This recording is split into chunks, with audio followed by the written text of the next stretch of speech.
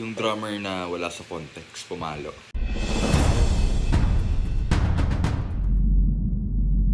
Kung naranasan mo na, kung na-experience mo na, nasa isang conversation with someone, yung taong yun is, diba, may kinikwento ka, and then may butt-in ng butt-in, may sumasabat na, ako nga, ganito, ganyan.